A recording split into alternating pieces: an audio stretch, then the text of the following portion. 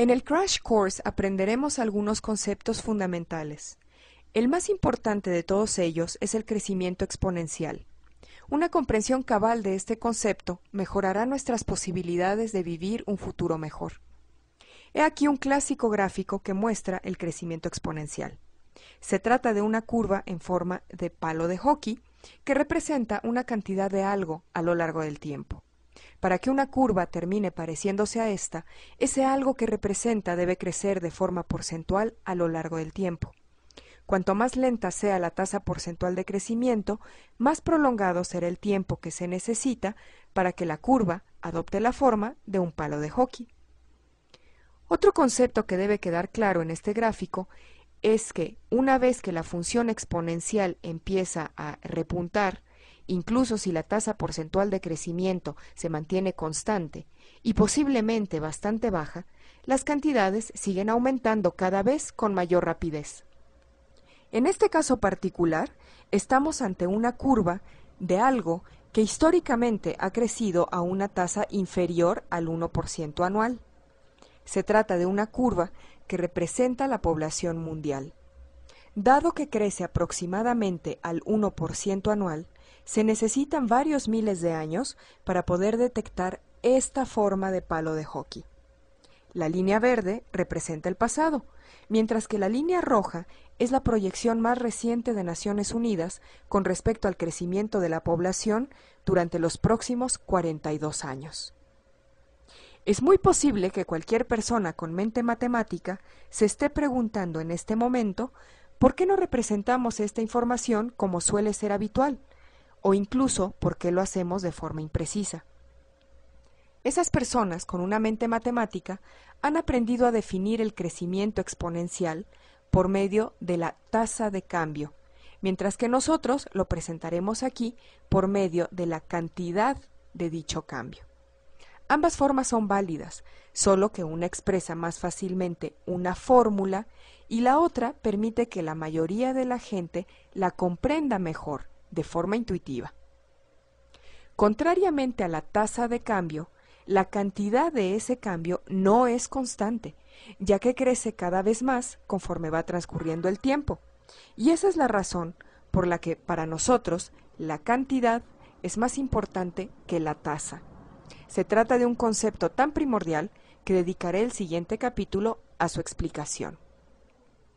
Las personas de mente matemática podrían decir también que en una curva exponencial no existe una fase de repunte, pues este es un artefacto que se debe a dónde situamos la escala de la izquierda. Es decir, si el eje de la izquierda está ajustado correctamente, todo gráfico exponencial adopta siempre la forma de un palo de hockey en cada momento temporal. No obstante, si se conocen los límites o la línea divisoria de lo que se está midiendo, es posible establecer el eje de la izquierda y entonces el momento del repunte será absolutamente real y de una importancia excepcional. Se trata de un detalle fundamental y nuestro futuro depende de que muchos de nosotros lo comprendan. Por ejemplo, se considera que la capacidad total de la Tierra para acoger seres humanos está situada en algún lugar de esta zona, con un margen de error de unos pocos miles de millones más o menos. Esto hace que el momento del repunte sea algo muy real y de enorme importancia para nosotros, no un engañoso artefacto gráfico. Lo único que deseo que recuerden es el concepto de aceleración, la noción esencial de las funciones exponenciales. El rasgo clave del crecimiento exponencial puede conceptualizarse de dos maneras, ya sea como la cantidad que se va añadiendo conforme se crece en cada unidad de tiempo adicional, o bien como el menor tiempo que transcurre entre cada una de las unidades de cantidad que se van añadiendo. En ambos conceptos, lo fundamental es la aceleración. Lo explicaremos por medio del crecimiento poblacional. Si empezamos con 1 millón de personas y establecemos que la tasa de crecimiento es un mero 1% anual, veremos que se necesitarían 694 años para alcanzar la cifra de 1.000 millones de personas. 100 años después habríamos alcanzado los 2.000 millones de personas, y para llegar a los 3.000 millones solo necesitaríamos 41 años más. Luego, 29 años, después 22, y por último, 18 años para alcanzar la cifra de 6.000 millones de personas. Así, se necesita cada vez menos tiempo para añadir cada unidad de 1.000 millones de personas. Ahora nos ocuparemos de la aceleración.